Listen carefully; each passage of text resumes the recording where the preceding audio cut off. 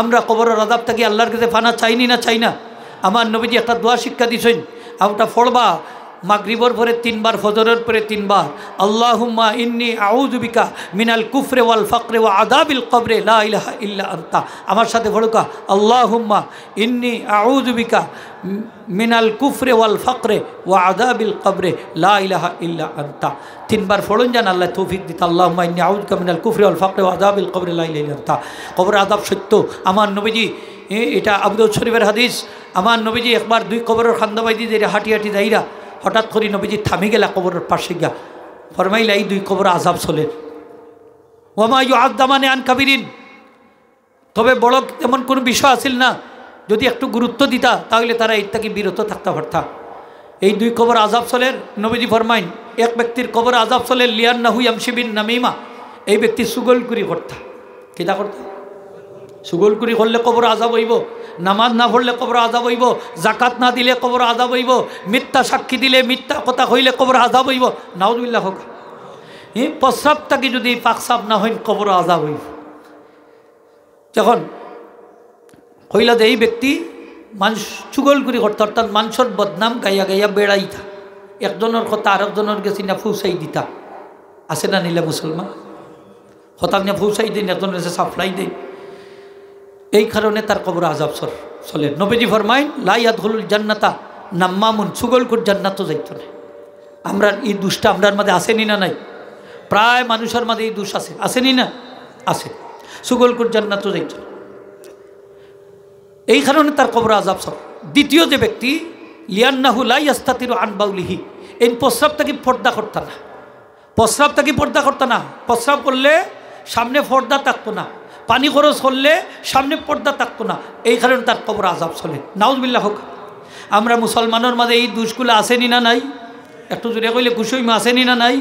সুগলকুরি দোষ আসেনি না নাই? আছে। রাস্তার দাঁড়াইয়া প্যান্টর চেন করলে দাঁড়াইয়া প্রস্রাব করে এই বদভ্যাস আসেনি না নাই? প্রায় মুসলমানের মাঝে আছে, অনেক যুবকগুলোর মাঝে আছে, অনেক স্টুডেন্টের মাঝে আছে, আমি নিজে দেখছি, আসেনি না? দাঁড়াইয়া পেশাব করে চেন খুলে নিল, রাস্তার পাশে দাঁড়াইয়া প্রস্রাব করে দিল, তার ডাইনে বামে লক্ষ্য করে না, সামনের দিকে লক্ষ্য করে না, আসে নিলা মুসলমান। আমরা নবীজিকে তার দাঁড়াইয়া প্রস্রাব করছেন না বইয়া? আমরা নবীজি আমরা প্রস্রাব পায়খানার পদ্ধতি পর্যন্ত শিক্ষা দিছেন।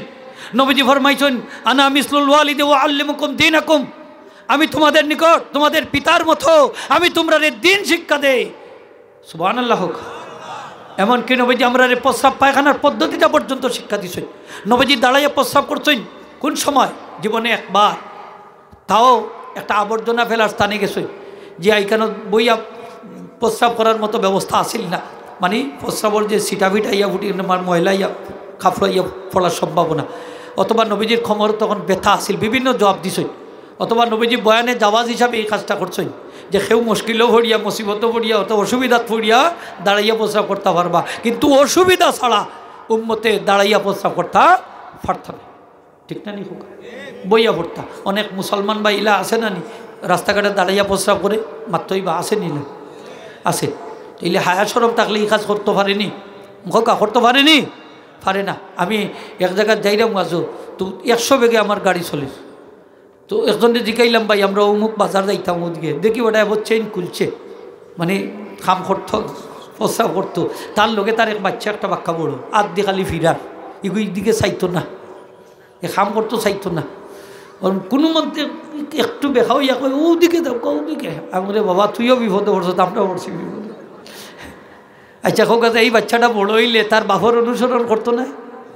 হ্যাঁ, এইগুই তার বাপলান বেহা হইতো নাই, তো এইগুইব বেহায়ার গরর হোকা, বেহায়ার গরর সে বানাইল বাপে, সে বানাইলা বাপর কারণে নাইনি হোকা। দাঁড়াইয়া প্রস্রাব আমরা করতাম না। আমার একজনে কই, হুজুর আমরা মসজিদে একটা প্রস্রাবখানা বানাইতাম, আসলাম অনেকে বইয়া পেশাব করতাম না, দাঁড়াইয়া পেশাব করলে আমি খবরদার ই কাজ করি না, ই কাজ করি না দেন, কারণ দাঁড়াইয়া যদি প্রস্রাব করি না, প্রস্রাবর সিটাবিটি আইয়া অনেক সময় খাফলো আইয়া পড়ি যায়, ঠিক না নি হোকা? ফিরিয়ে আইয়া পড়ে পালা করি পবিত্রতা হাসিল করা যায় না।